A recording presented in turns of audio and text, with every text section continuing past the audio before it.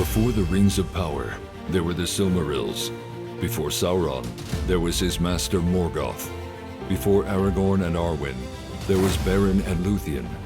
Join us as we explore Tolkien and all the ages of Middle-earth with your hosts from theonering.com, Jonathan Watson, Michael Grumbine, and Dan Coates.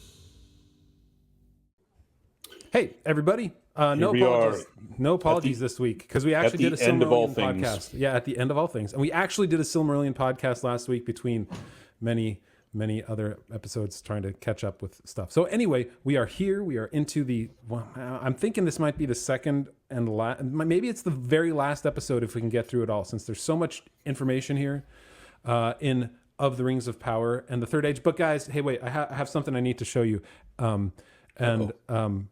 And again, there's something special for our members in this. So this is an interesting look at. All that is gold does not glitter. I'm going to have to go out of camera for just a second. Talk amongst yourselves. I'll be like, that's a great 20 shirt. seconds. I'm glad that the two of us decided that green was the color today and Jonathan didn't get the memo. Well, he did. I guess his background's green. But, all right, guys. What do you think? Nice shirt. What do you think? Isn't that awesome? I think that you should wear that hat to our next interview. Yeah. Do you have any documents in your bathroom? That's right. Okay, for those of you listening, I have a hat that says "Make Tolkien Great Again," and it's a very I even tried to make it look like the crappy Trump hat. I mean, the awesome Trump hat. The best hat ever. But yeah, it was fun, man. I found out that this R right here on great is a different font than the rest of this font from the original one. So one, if you guys want, I'll send you each one of these here. And for everybody, I would love one. For everybody else, we do have. You can purchase these here on our shop if you go to shop.theonering.com. What? We have a shop? We have a shop. Mackerel. That's how you know you made it. And That's right. Yeah, Good job, you can do that. So, and if you're actually listening to this, you can get $2 off this hat. I know it's not a whole lot, but there's very little profit in these things. But $2 off this hat if you use the code GREAT, GREAT. So you got this hat, and then look, you can do different colors too. You can do gray or black, and if you really want to go out, you can go camo. Look at that, right? Make Tolkien great again with a camo hat. That's funny. And if you want the snapback hats, we got those too, right here. Huh. Nice. Nice. All the colors possible. And use the code GREAT. You'll get $2 off for our members in the extended podcast. We'll have a code that gets you more than that off, twice as much. I feel like if I bought the red one in California, I would need to have it be armor plated or something. I know. I haven't worn this out anywhere either because I'm thinking people be like, yeah, great. What? Why is what? Huh? Who's this guy? I kind of want the maroon version because maroon is a better red than eye-searing red in my opinion, and also, I can just call myself a maroon. What a maroon! Yeah. Old Bugs Bunny joke. So does the side of the hat have the number 47? Oh, jeez. No. Nor does it have 54 or 73 or 37 or any of the years that are important to Tolkien, not 47, my goodness. So yeah, you can get that hat, $28.99, get it for $2 off, $26.99. And it's actually, it's pretty good quality. I mean, it's stitched, it's not printed, so it's not coming off anytime soon. Nice. And yeah, it looks really good. So just use the code GREAT, get $2 off and sweet. Wear it out. And if you're in a blue state, be careful, even though it says the right thing. Maybe just buy the camo version if you're in the blue state. Right. Actually, by the time this posts, I'm sure I'll have some other stuff on the shop.theonering.com. It's linked in at justtheonering.com too. In fact, these here should be below. They should be below in our YouTube. I'll connect it so that you can see. I don't know. I kind of like the fact that the only thing you can buy in our shop is a Tolkien. That would be awesome. But communism is good in some cases, like the home and our OneRing.com shop. Yeah, I had a one hat up for quite a while, and somebody purchased it. It was just the One Ring logo on the hat, and I have no idea who bought it, and then I took it off because I'm like, oh, that was a test, but it was still good, but it was like a test. But anyway, yeah. So there'll be more stuff. There'll be more hats. I'll put more T-shirts on. I'm gonna try and create some other creative things, some more thoughtful things. I don't know. We'll see. But this is the first one. I thought it was kind of fun to have it because you know what? We're talking about of the Rings of Power in the Third Age, and we're seeing what Tolkien is great in here in the actual writing of this chapter. And then we got the Rings of Power last year. So, we got to make it great again by reading it, by doing the things that he actually said, and by not giving in to this idea that any reworking of Tolkien is just A-okay. Like, no, you got to go back to what the roots are. And if you don't, then it's just never quite as good. But Jonathan, I recently read a new book. Don't go there yet. Yeah. But I mean, I can do it as a joke. I'm not going to say which one. Okay, sure. Go ahead, Michael. Tell us this I recently read in a book that one should not prioritize. There is no hierarchy amongst Tolkien creations. Right. That the books are not to be prioritized over everything else. Right. Yes. This isn't a book we are reading. We will actually be talking to the author apparently at some point. But yeah, I mean, some people believe that. That's how Disney approaches Star Wars for sure. Anything new and different is the same. But right. I don't know, the Gollum game doesn't give me much hope for putting it on the same pedestal as. I'm looking forward to talking about the Gollum game on our Tolkien livecast. Oh yeah, did you play it? Have you gotten into it yet? Oh no, I'm not. I told you already. I'm not playing it. I watched other people play it and I laughed at them, and that was it.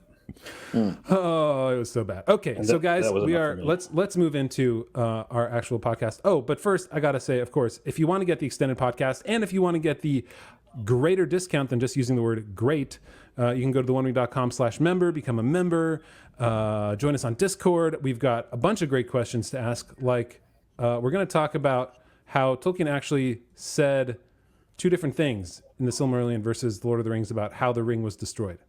Because in the Silmarillion, he writes that he actually cast it into the fire, and in the Lord of the Rings, he doesn't cast it into the fire. We'll talk about that.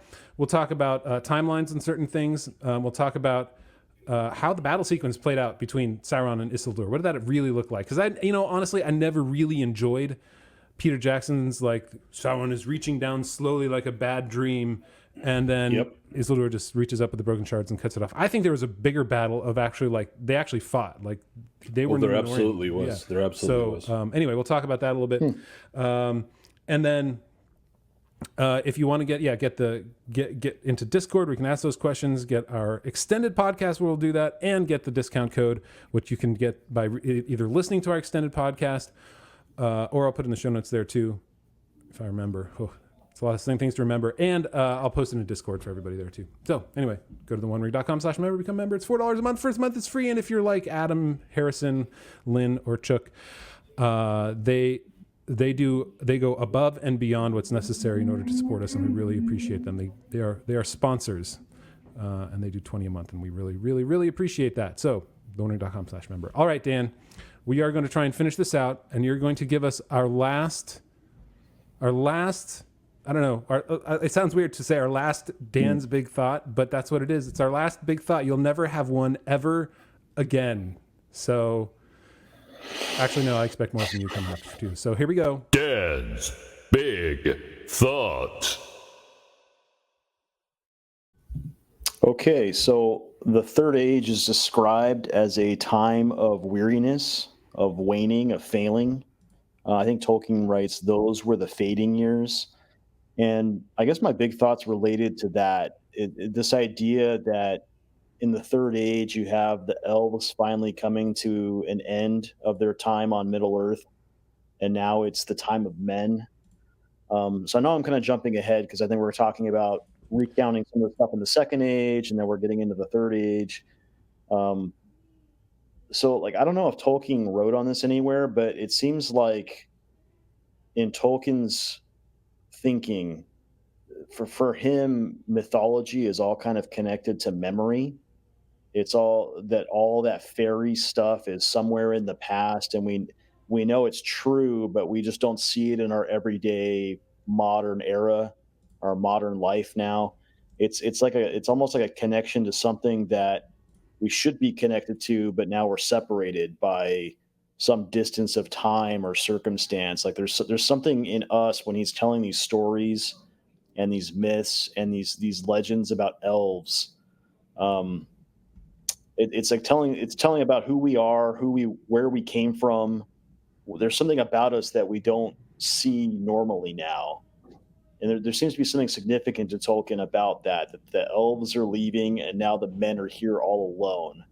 And I'm wondering what you guys think about that, because I don't know if I'm just pulling this out of nowhere, but we've now read about the first age, we're coming to the second age, we're coming to the third age, and now after that, no more elves. And he felt it important to tell the story about elves for some reason. Yeah, and I think maybe it sums up in the last paragraph of the entire Silmarillion, where he writes just this one phrase: "And to the firstborn the world grew old and gray," which means that we are currently living in a world that is old and gray compared to what it was.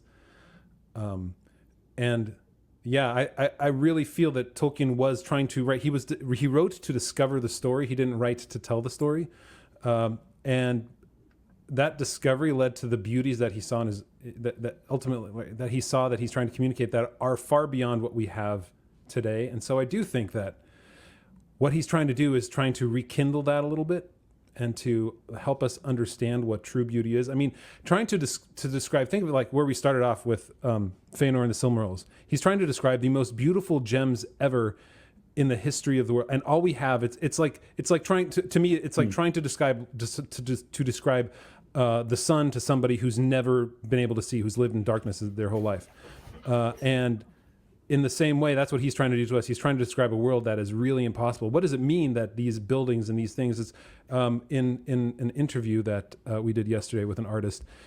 He said that if he found it incredibly difficult to portray like the most beautiful ships that were ever wrought, because Tolkien doesn't really describe them other than saying they're swan ships. He doesn't talk about the angles and the curves and the breadth and the width, and that's not there aren't the details in there. He's able to convey that in prose, and so we get a glimpse of it. But I mean, yeah, I think he's trying to convey that discovery to us, that myth, that true myth that he thinks, that he doesn't believe it actually happened, but the beauty of it that he put in his discovery. I don't know, that's kind of a little rambling, but Michael, what do you think? I think the principles of Tolkien's Middle-earth that recur throughout the cycles of his history, I think he thinks that is true in the real world too. So I think there are recurring principles, metaphysical principles, that keep happening over and over. On a very lowbrow level, we often say that, those who don't learn history are doomed to repeat it. And so human beings have always, or not always, but often had a cyclic understanding of history. And so Aristotle famously thought that time itself was just this cycle that kept going forever. And so Tolkien I think he's tapping into the themes of myth, which include the idea that there are truths which keep recurring over and over again. There are enemies that keep recurring over and over again. There's battles and things that are worth fighting for, and that keep occurring over and over again. And this is where the value of myth comes in, is that, the practical value, if you want to talk, there's an imaginative value to it as well, but there's a practical value in myth making and myth telling. What are one of those things that you think he's trying to communicate through the Silmarillion, or in a particular story? No, I mean, you said there are general, philosophical, like how did you put it? This is where I need instant replay. Well, okay, here's an easy principle. It's the principle of entropy. And scientists see this. So there's, in the material world, there's continuous degeneration, and things are just slowly in the physical universe. From order to disorder. Yeah. Exactly. They start falling apart, and over time, everything is falling apart. In Tolkien's world, that happens in front of your eyes. In front of your historical eyes, because we're reading across centuries. But you're seeing the good, the great, the beautiful, and not that everything was perfect in the beginning, and all it is a degeneration from that, because there are definitely cycles of renewal. There are periods in which the men grew great, the elves grew great, the dwarves grew great, and had certain heights. But generally speaking, as time goes on, there's a diminishment of what is good and great throughout history, and in Tolkien's mind. And in the real world, we see that there are principles that sometimes we reach heights of, and then the Renaissance, for example. The idea behind the Renaissance was you were rediscovering these ancient principles of the best principles from ancient Greece and Rome. And in other words, you weren't like inventing new principles of your own. That's progressivism, by the way.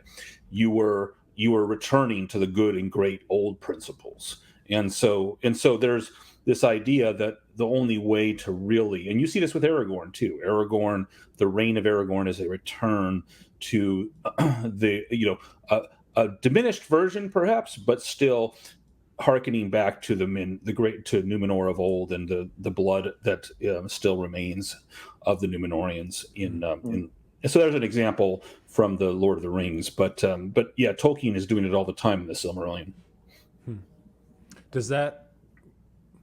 What do you think of all that, Dan? It almost seems like he's just trying to remind us that there are things that are true that will always resurface. They'll always come back to show themselves through time and through our own lives, and things that we need to remember about ourselves. And I guess where my thought was going is like he had some purpose of bringing the elves into his mythology and have them leave, and now there's no elves, and it makes me wonder, like, what is it about the elves that he wants us to think about now that they're gone? I think it was Garrett in our last live stream who pointed out that Dostoevsky said beauty will save the world.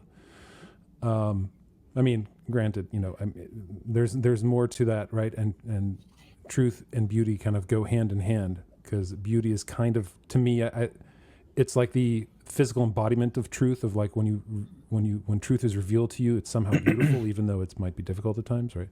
You can say that, for instance, the crucifixion and the resurrection is beautiful because of what it does, and you could say that,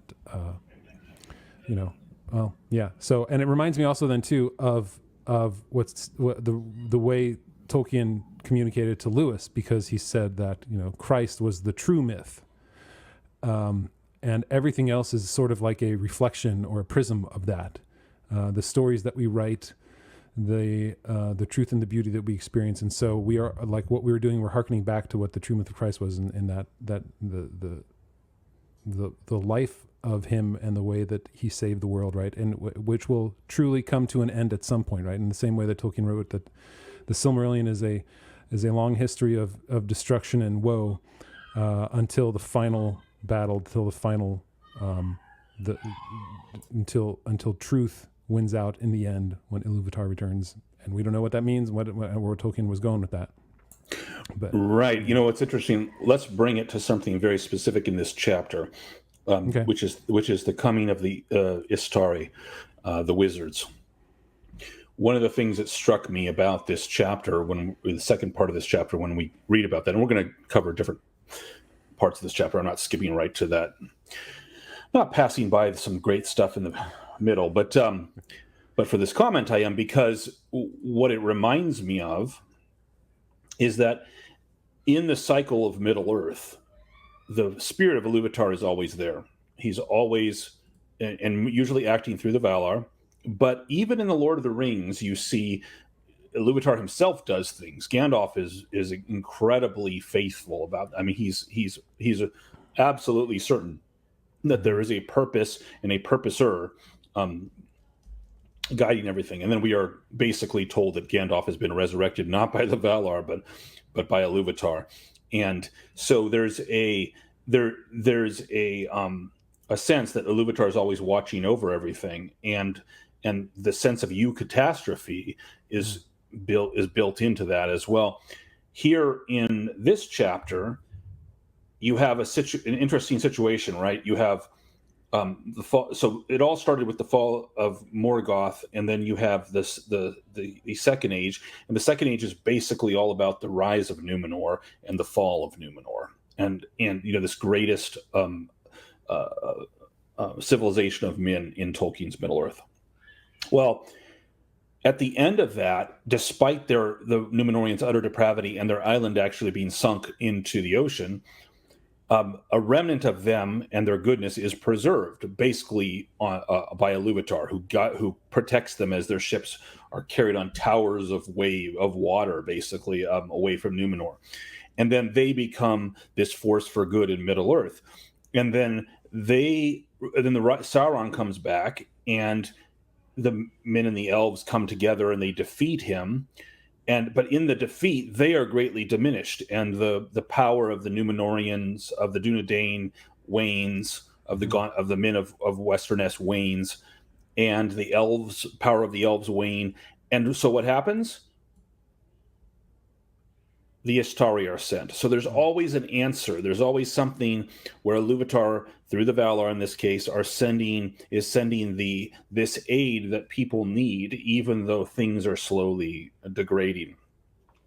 And so it's fascinating to me that I see the coming of the Istari as another answer in the cycle of Ilúvatar's aid to the peoples of Middle Earth. Like he always has a plan to help them, But this is a fascinating thing for Tolkien, right? Because you have the balance where Tolkien, more than many other authors, emphasizes the power, the terrible power, and almost inevitability of evil. Like Morgoth and Sauron are almost unbeatable except by the Valar themselves, almost always.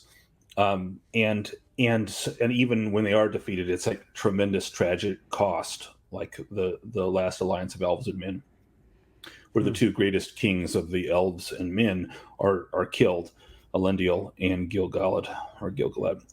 So it's this interesting, right. Like there's always hope, but there's a darkness, and there's always hope, and then there's more darkness, and then there's the stars above the darkness, but there's still darkness.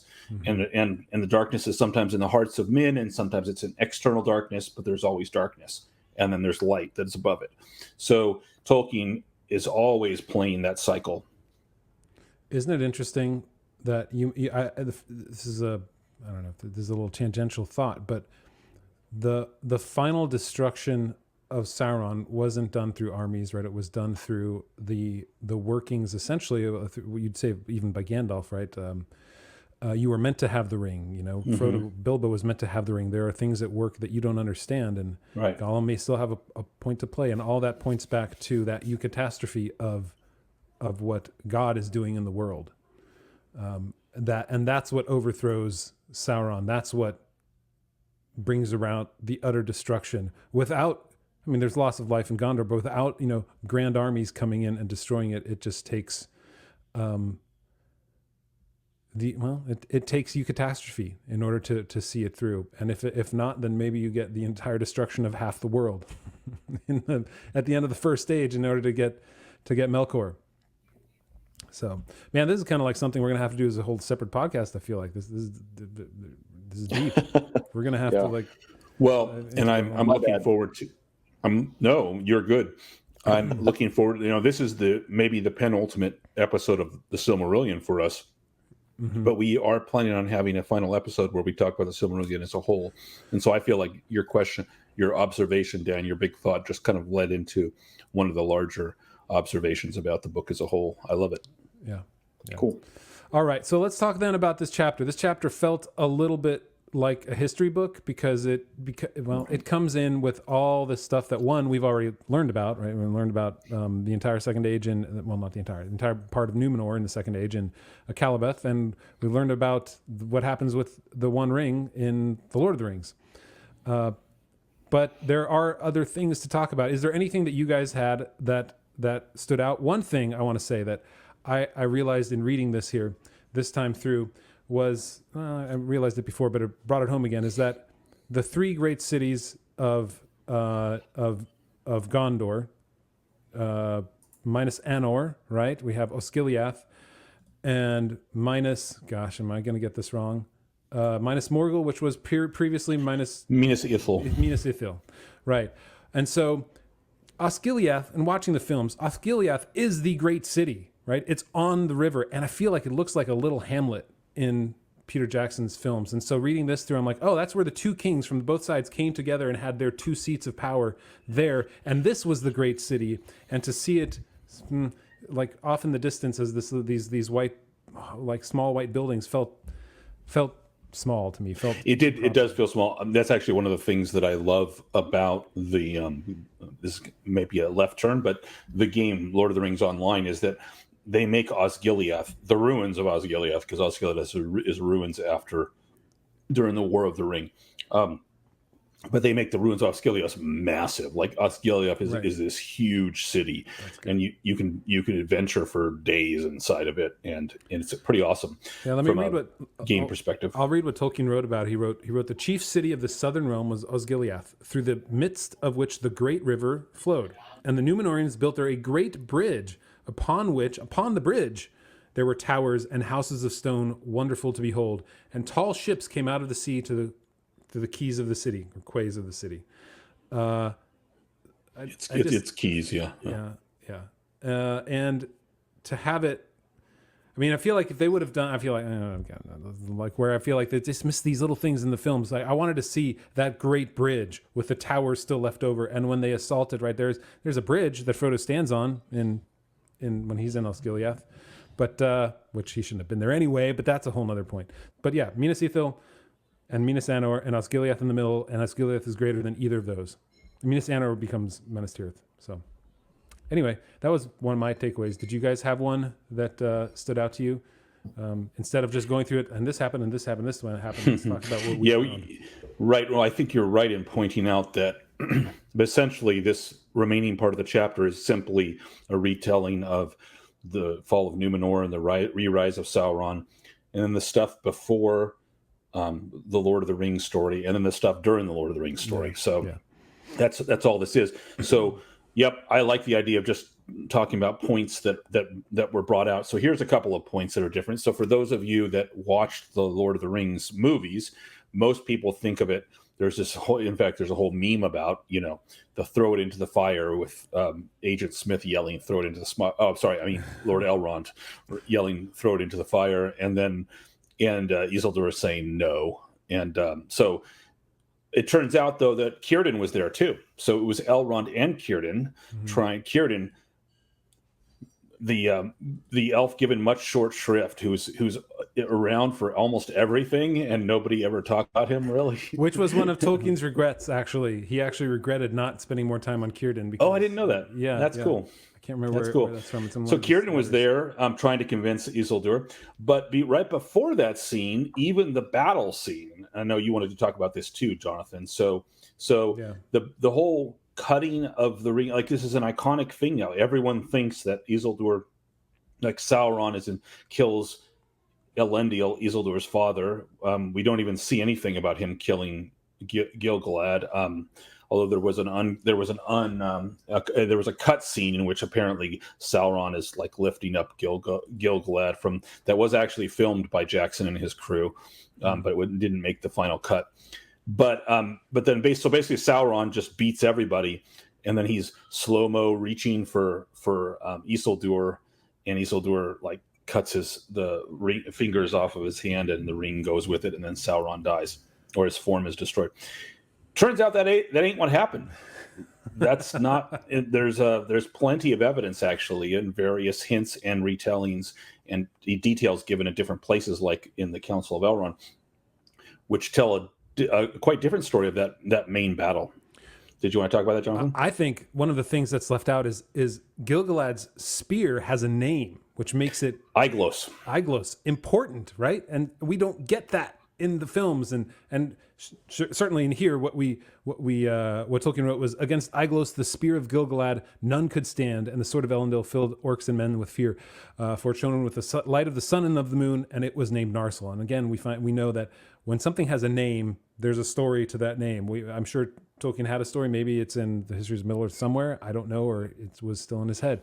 But to have that not be a part of it, and then he writes later, Sauron himself came forth, and he wrestled with Gil-Galad and Elendil, and they both were slain, and the sword of Elendil broke under him as he fell. And I feel like the battle between Gil-Galad and Elendil and Sauron was so much greater than Sauron swinging a giant mace, casting guys 100 yards in the distance like a bad field goal. I wish that we would have seen a better battle. And I think of this battle in the same way as like, you know, a Gil-Galad and a Balrog. Like that would be a great battle.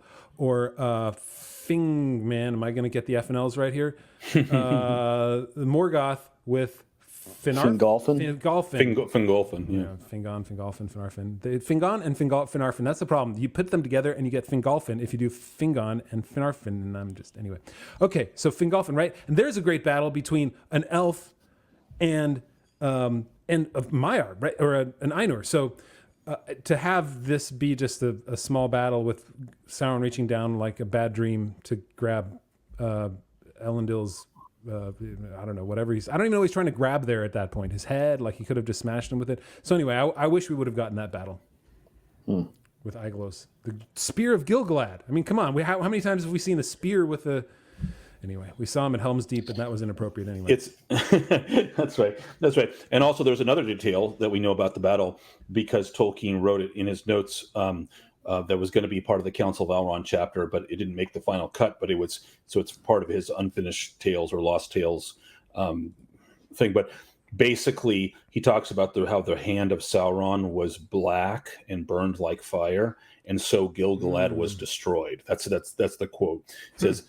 It said, "The ring misseth maybe the heat of Sauron's hand, which was black and yet burned like fire, and so Gil-Galad was destroyed." So basically what happened is, like, Sauron's fighting the High King of the Men and the High King of the Elves together with Aiglos and Narsil, and it's this epic battle, and it just goes on and on, probably goes on for a while, and then Elendil is slain and his sword's broken beneath him, and Gil-Galad is, probably impale Sauron or something like that, because they basically, between the two of them, they destroy Sauron's body. Sauron is overthrown, but there's a scene where Sauron's hand burns like fire, so and Gil-Galad's destroyed by it. So like Sauron basically grabs Gil-Galad with his hand and burns him to death as his I imagine it with the spear inside Sauron's body, because I mean, that's how else, because if Sauron just kills the two kings, well,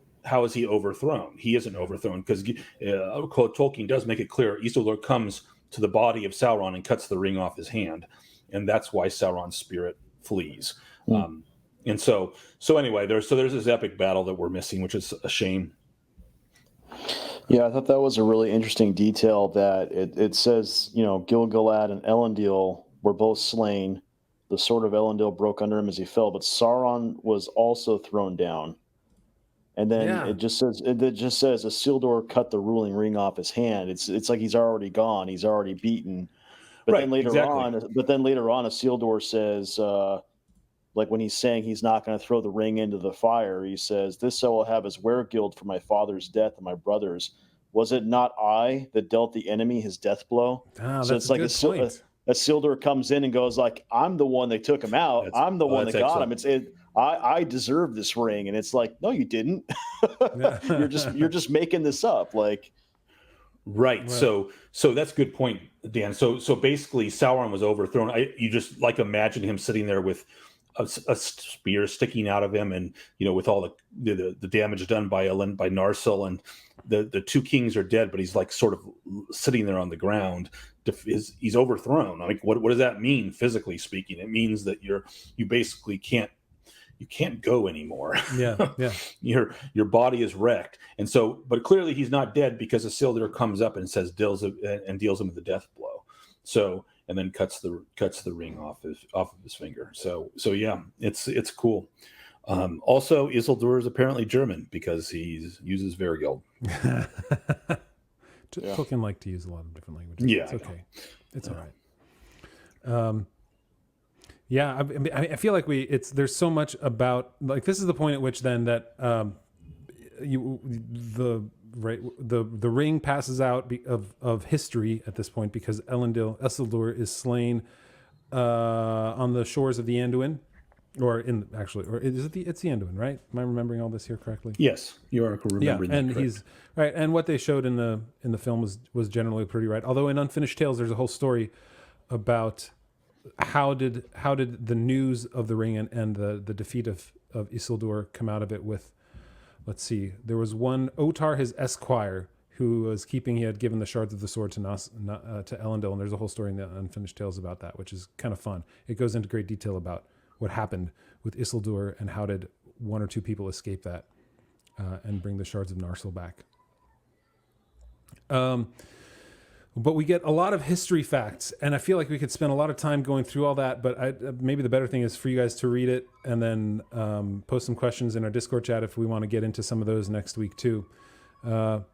Was there anything else in this chapter that you guys wanted to look at more deeply instead of just going through it again point by point? Well, yeah, I guess for me, coming through this for the first time, I got a lot of details that were interesting to me that jumped out at me was just about the North Kingdom of Arnor and how after the last alliance, they're just completely wrecked. They've lost so many people that they can't even recover. And and according to Tolkien, they just descend into these petty kingdoms that are all fighting with each other, and they all get taken out one by one by outside enemies. And then Tolkien makes the point of just saying they leave nothing but green mounds. And then you have that's the remnants of that people are the Rangers of the North. And I just thought that was a really interesting backstory. So at the end of the Second Age, going into the Third Age, all you have for the Kingdom of the North is like you have, and this is all being kept track in Rivendell, was that you just have the lineage, like you still have like the father to son of who the true heir is, and then you have shards of the sword. And like that's all that's left of that whole kingdom. How long did that? Because the whole Third Age is about 3,000 years, like 3,020 or something like that. Mm-hmm. How long did the Northern Kingdom last in the Third Age? Until it was like until it devolved into these petty kingdoms, these petty groups of people just fighting for their space. Do we know offhand? I'm gonna. I don't know offhand. Because I think it's still a long time. I feel like it's 1,000 years or something like that. So according to this, I just in this chapter it says it came to pass in the days of Erendur, the seventh king that followed Valinor, that the men of Westerness, the Dunedain, became divided. Yep, that's Third Age 861. Yeah. So that's High King Erendur. Remember, he's like Elendil. And that's when Arnor divides into Arthedain, Rudar, and Cardolan. Mm-hmm. Rudar. Right. And so which actually brings up, there's a comment that Denethor makes disparagingly towards Gandalf when he says he knows about Aragorn. And it basically diminishes Aragorn's lineage, which I thought was weird when I read this when I was young. But now I realize, so he's a steward of Gondor, the great kingdom that's actually when the kingdom of Arnor that Dan mentions, as it diminishes, Gondor actually grows stronger. So he's part of the way his heirs view it as, like the true inheritance of Numenor, basically. And so the fact that there is a high king, because technically Valandil, the son of Isildur, took up residence in Numenus in the north, in Arnor. So technically the high king was up there, but then he had that unbroken line to Aragorn. So even though Aragorn's technically the high king, what does that mean to Gondor? Is Denethor's point. Like you're just a bunch of squabbling, lords. And Tolkien even reinforces that was the reality with Arnor, which is interesting. At what point then? Sorry, and this is me coming into like trying to figure out all the times. When was Imladris? When did the right? When did Imladris become that stronghold of the elves? Like he gathered many elves there, right? That's what Tolkien writes. In all the days of the Third Age after the fall of Gil-Galad, Master Elrond abode in Imladris and he gathered many elves. It feels like, here's what it feels like. What I got out of this part of this, when it comes geographically and people-wise. The people, either they scatter into nothingness, or things coagulate, right? So you've got like, okay, little stronghold, you got minus a Tirith left. You've got Imladris, you've got Lorien. Even the Shire is, it becomes like this abode of just the hobbits there ultimately, and everything else is really scattered. There's no nation left really anywhere. You could say Rohan is kind of one, but really they're a small people group, and it feels like everything has become because of the great destruction of the last alliance. Nothing is left as a great nation anymore. There's no more Gondor. There's no more Arnor. It's just, as we would sweep salt off the table, as we learned in the Rings of Power. These people, there's not much left. That's true. Now, the answer to your question about Imladris was it was much earlier than the Third Age. So, back in the Rings, in the Rings of Power, it was established right after the Sauron forged the One Ring. Yeah, but it was after I guess that's where all the elves, the remaining elves went. Was Imladris or Lorien, or Linden or the Grey Havens. Right. There's really 3 strongholds left. Right. Which correspond to the 3 elven rings, which and the quote I was just going to read was, in that time, so from that time war never ceased between Sauron and the elves, and Eregion was laid waste and Celebrimbor slain, and the doors of Moria were shut. In that time the stronghold and refuge of Imladris that men call Rivendell was founded by Elrond Half-Elven, and long it endured. So that's the founding of Rivendell. That's back in the Second Age, before the fall of Numenor, when Numenor is still a great power. 1697 of the Second Age, apparently. All right, there you go. Which when you think about that, that's 4,500 years before the ring was cast into Mount Doom, or before Gollum fell into Mount Doom. That's crazy, the amount of time. I mean, when you think that Arnor lasted a whole another 800 years, essentially, after 700 years after the last alliance. Exactly. How many in our world? How many kingdoms? We think we're cool because our nation's almost 300 years old, so we think we're cool. And that was just half of the decline of Arnor in Tolkien's in Tolkien's story. So long ages have passed, and a lot of people, no doubt, rise and fall. But one of the things, and this is why. Let me just say. This is why I am so annoyed with Rings of Power compressing the timeline, because the timeline is important for grand things. One of the things I read, I can't remember where it was Tolkien believed that time and distance create great landscape and great historicity, and you miss all of that in the Rings of Power.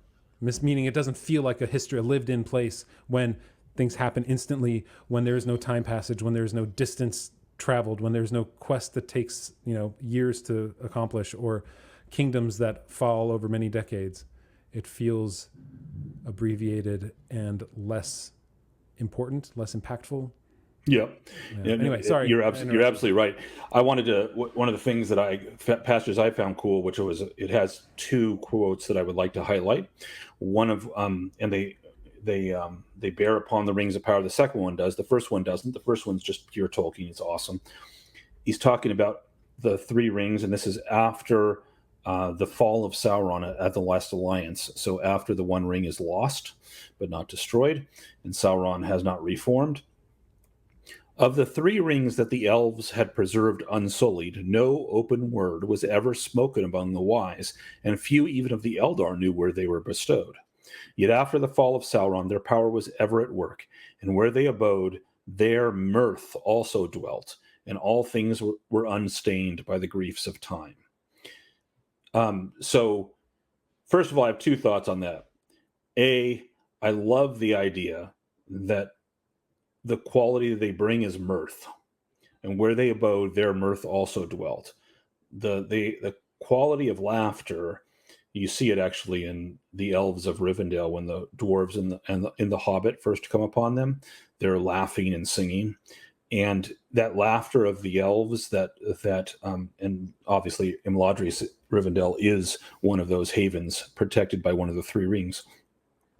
So that's the first thing. I love the connection between laughter and the rings, which is because laughter ultimately is, pure laughter or good laughter is something that only good, real true joy is something only goodness can bring. So that's beautiful. The second thing is, I appreciate what Tolkien's trying to serve up here, but I think he fails a little bit. Here's why. Few even among the Eldar knew where they were bestowed. Yet after the fall of Sauron, their power was ever at work, and where they abode, their mirth also dwelt, and all things were unstained by the griefs of time. So you got elves, they live forever, and they're hanging around for thousands of years, and it's like, I wonder where the 3 elven rings are. And it's and like, well, let's see, there's only a few, but in fact there are literally only 3 places that the elves live that we're told. That's not quite true. Dol Amroth has a small community of elves, etc. But 3, there's Linden, there's Imladris, and there's Lothlorien, and those 3 places seem untouched, and mirth dwells there. Nah, couldn't be. There's no the rings, and the rings definitely aren't there. So either the elves are far dumber than we give them credit for, or Tolkien's trying a little too hard. Second thing I wanted to bring out was a quote about Galadriel, who is one of my favorite characters from Tolkien, and hence one of Tolkien's favorite characters too. Yes, my distaste for what they did to her in Rings of Power. A queen she was. I'm sorry. Whereas the ring of adamant was in the land of Lorien, where dwelt the Lady Galadriel. A queen she was of the woodland elves, the wife of Celeborn of Doriath. Yet she herself was of the Noldor, and remembered the day before days in Valinor. And she was the mightiest and fairest of all the elves that remained in Middle-earth. Okay. What a lack of imagination does this room full of writers that produce Rings of Power have to have? That we know that she's the mightiest and the fairest, and the only thing they can do is 13-year-old spaz out getting younger girl. Yeah, I mean, she's degenerating. She's becoming like, in her old age, apparently in Rings of Power, she's reverted to a petulant teenager. It's so sad.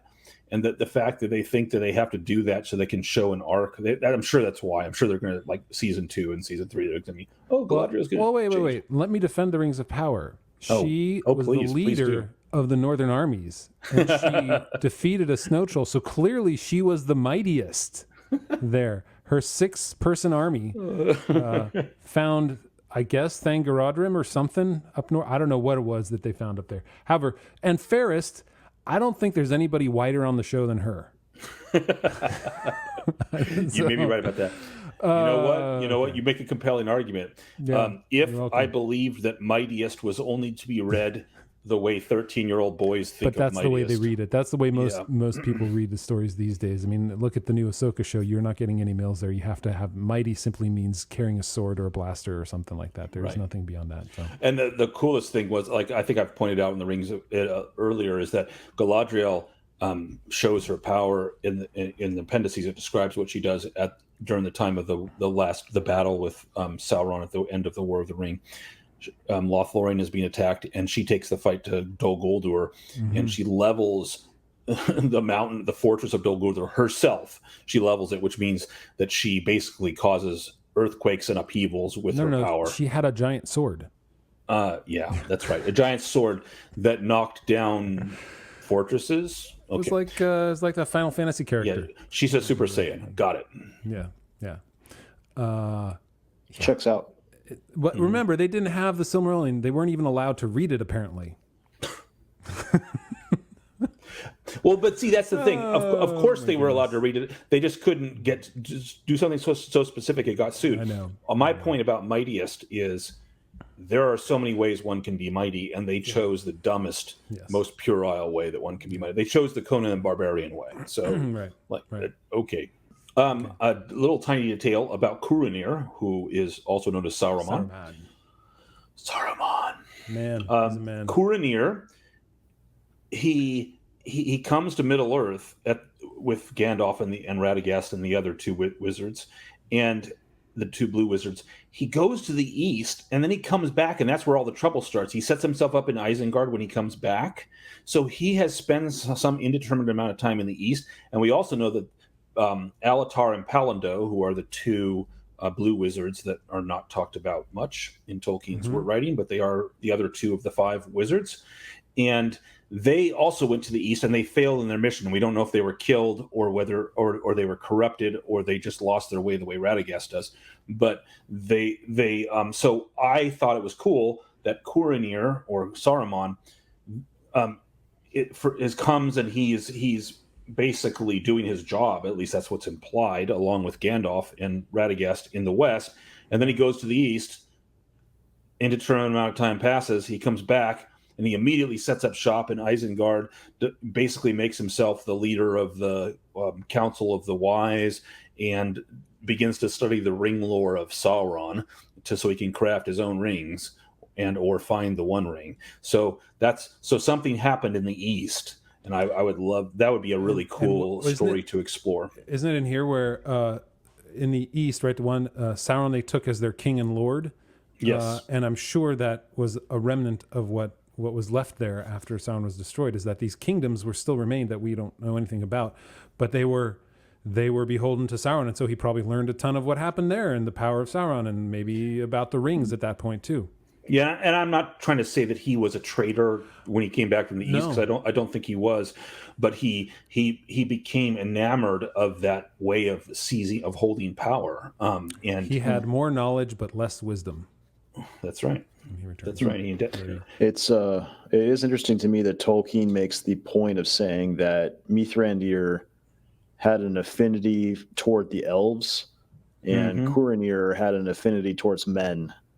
And it's almost like he's saying something about them just in that. And then you have Radagast who just hangs out with squirrels or something. I don't know, but well, I mean that's actually, I love Radagast because Radagast is Tolkien. Like Tolkien's pointing out, look, there are a lot of ways of failing your trust. So if you're given a trust and a responsibility, there are many ways to fail that. One is to become a traitor like Saruman, like you become evil. You drink the Kool-Aid. Another is be defeated, like probably either Alatar, Palando, or both were.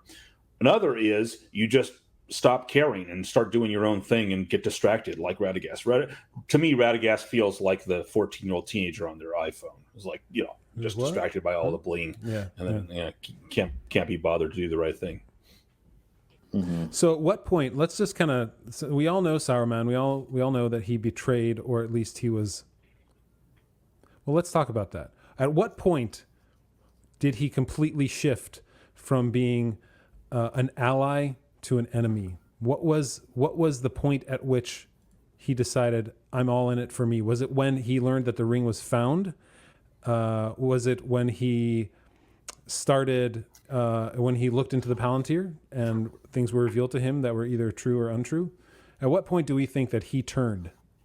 Because in the same way you think Galadriel, they saw Anatar and they were like, he's kind of fishy. Like maybe he's a Maya. We don't even know what he is, but we don't have any record of this guy, so we're not going to do it.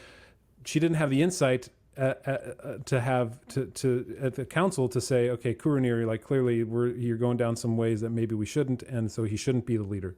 At what point did he turn? So let's be clear about the fact that when we know he was turned. So Tolkien says this is after the rise of Sauron as the necromancer in Dol Guldur and Mirkwood. And Gandalf discovers it and is captured, but then escapes.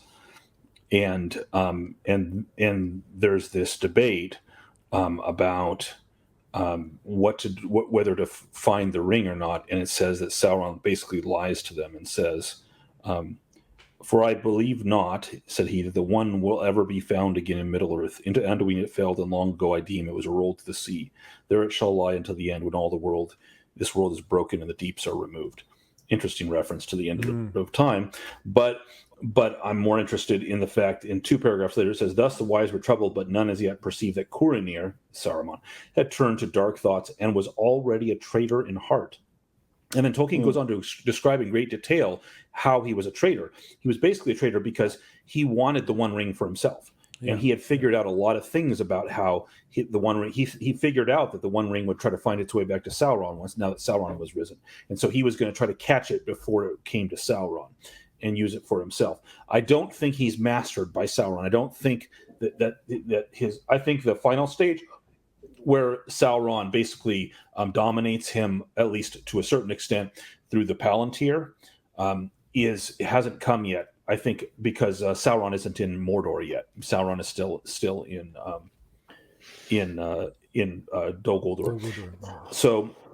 So when does it happen? Well, sometime after that mysterious visit to the east, when he comes back and sets up an Orthanc and seeks to ringcraft, and then he becomes enamored with the One Ring, basically. And then at that point, he's a traitor in heart, says Tolkien.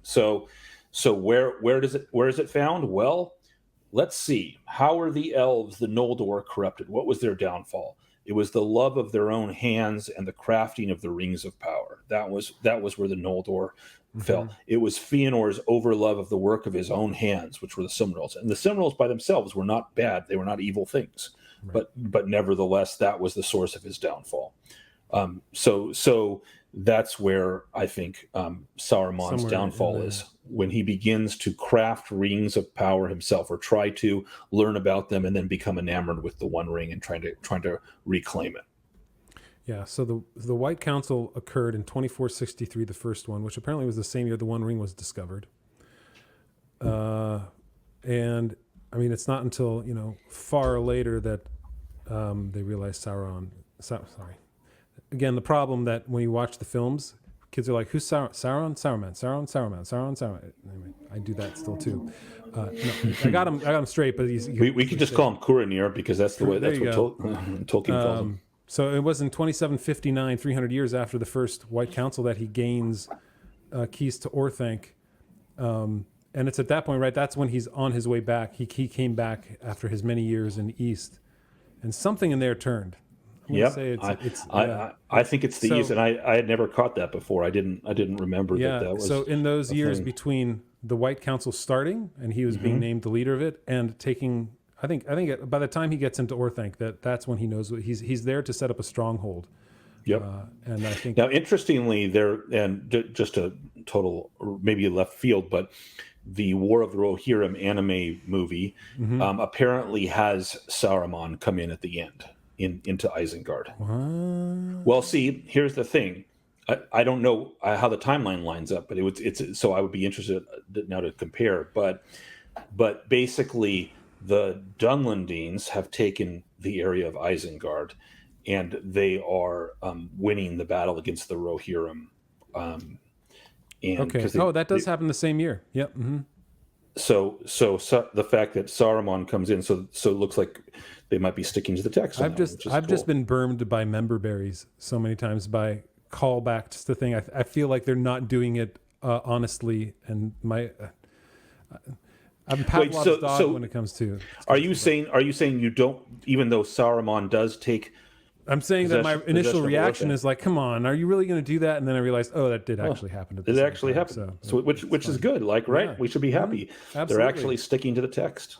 Well, they have a better writer. They're just adding a whole female protagonist instead of what doesn't exist in the story. Right. The female protagonist is, the his Queen of the Gods. Daughter. What? Oh, what's her name? Hera? So Tolkien doesn't give her a name, but the name they've given her is Hera. It is Hera. Oh. Yeah. Okay, well, we're going to talk about this more, I'm sure, in our live stream, which probably happened a few days ago at the point this comes out. All right, guys, 1 hour in. What? Any final thoughts on this chapter? Not final thoughts on the Silmarillion, not final thoughts on this book, but anything else we want to look at? I like, Dan, going back to in that last sentence, right, where Tolkien writes, the heir of Isildur had taken up the lordship of men when all these things were done, and the dominion of the West had passed to him, and then it was made plain that the power of the three rings was also ended, and to the firstborn the world grew old and gray. So with the power of the One Ring, with all the power that was enveloped in the One Ring and the three rings, with that gone, the world finally, after tens of thousands of years, grew old and gray to them. And they set sail, and that was the end of it. It's truly like, when you think about it, it truly wraps it up. Like, I love that. Like, there's an end now. Like, this story is over because they're no longer in Middle Earth. And I find that he isn't it cool that the world has gone old and gray, and the last place that the elves inhabit is called the Grey Havens? Huh. Must you bring that up? That's really interesting. Why is it called the Grey Havens? Is it the mist? Is it probably the mist? Yeah. Yeah. I love the fact that 2 paragraphs from the end, the paragraph right before the one you read, we finally get Círdan saying something.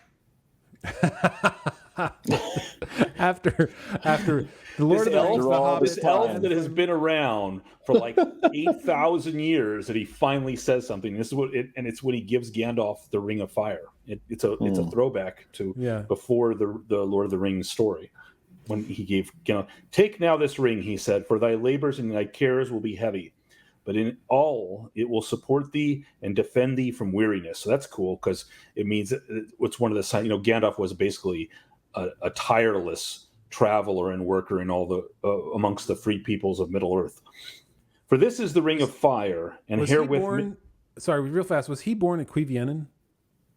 I believe so. So he's older than Galadriel. He is. I believe he's a first generation elf. Wow. So like he knew Elwë and Olwë and every the Dark Elves, the Teleri, everybody. Like he was there. Now I could be wrong. Maybe we'll have to go back and verify that. But he was definitely around in the First Age. So I don't know. That's crazy.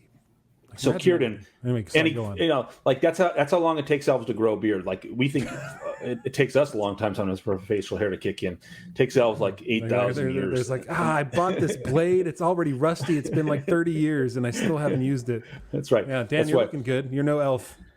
It's only when they get mithril razor blades that everything's. Oh, that's right. Then those last forever. Yeah, the lightning and the Balrog together. That's right. All right, sorry. So he says, go ahead and read this. "For this is the Ring of Fire, and herewith maybe thou shalt rekindle hearts to the valor of old in a world that grows chill." It's a beautiful prose right there. "But as for me, my heart is with the sea, and I will dwell by the gray shores, guarding the havens until the last ship sails. Then I shall await thee." I mean, it's as beautiful. I mean, he's giving up like one of the 3 great rings, and he just realizes his heart isn't in it anymore. He's going to guard the ships and keep making them. And because remember, the funny thing about the elves in the Grey Havens is they're always making these boats, and then they sail away. They never come back. Like they've got to keep making new boats because people keep leaving in ships and never coming back. Yeah. So their whole life. I mean, they're elves; they live forever, so they can make boats for a long time. But so his heart is with the sea, and he's there on the shores. The funny thing about Círdan in the sea, this is a really interesting thing. I want to write a paper someday about the elves in the sea, because it's like the sea is an attraction and a barrier to them. Like they long for Valinor. There's a light and beauty there that doesn't exist in Middle Earth, but the sea is that part of Middle Earth that they can't escape, and just calling. And there's some elves that never, like Círdan has literally been living on the coast in various coasts for 8,000 years. He can't get over the ocean. Maybe that's why he lasts so long too, because he's the one elf that never left the sea. He was always he was on the shores of Cuiviénen, and then whenever he set a land, he didn't build the halls of Thingol, Doriath. Yeah, he built plenty of fastnesses and cities on the coasts of Beleriand and Middle Earth. Yeah, but he's always on the coast, and he's always. And so he heard the music of the Arnor most clearly. That's his title, Círdan the Shipwright. And that's what he does. He makes boats for 8,000 years. Yeah. So anyway, that'd be a great story. Pretty cool that Círdan finally gets a line 2 paragraphs from the end of the story. We don't hear anything from him, and he's the oldest elf that's seen the most things, that's gone through life and death and destruction and victory. Seen the he's watched a third of the water of the. He's seen the trees die. Like everything, so a third of the land fall into the ocean. Yeah, and he was there. He battled Sauron. Like, come on, this guy. Was Círdan one of the Teleri that never went to Valinor, or did he? Well, we don't know if he went to Tol Eressëa. It is possible, but it doesn't say anything about it. So he could have gone to Tol Eressëa and then come back. Remember, Tol Eressëa is the island off the coast of Valinor, which you can see the beauty of Valinor from the light and everything, but it's not actually technically part of Valinor. And so he might have traveled there, because he's on ships. It's 8,000 years. You got to think that at some point he probably visits Tol Eressëa. Oh, by the way, that was something we didn't mention. Final detail that I just love.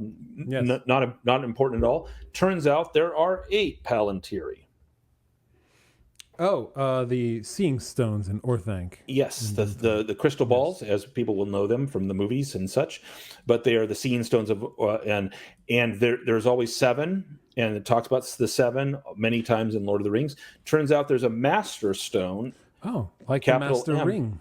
There's a Master Stone, and it sits in the tower in Tol Eressëa. It sits in that island right off the coast of Valinor, and it's basically implied that it's through that Master Stone that the other stones can look in both distance and time. So, which is pretty cool, because the Master Stone would, of course, have sight of Valinor, the Undying Lands, where probably time has less meaning, and so maybe that's one of the reasons that Palantiri can look in time.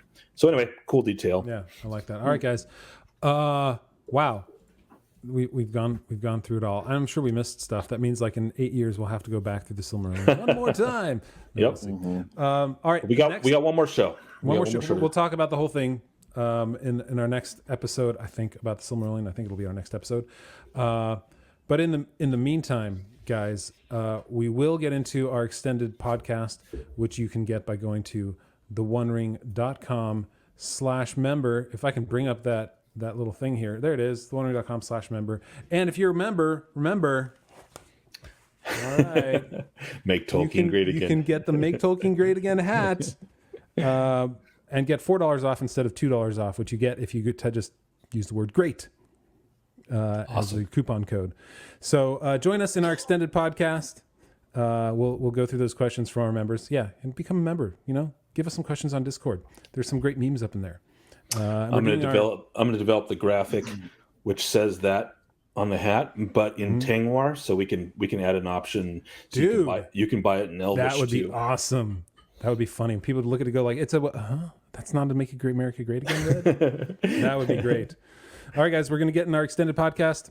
All you people who aren't members, become a member. theonering.com/member. In the meantime, guys, it's off to the races.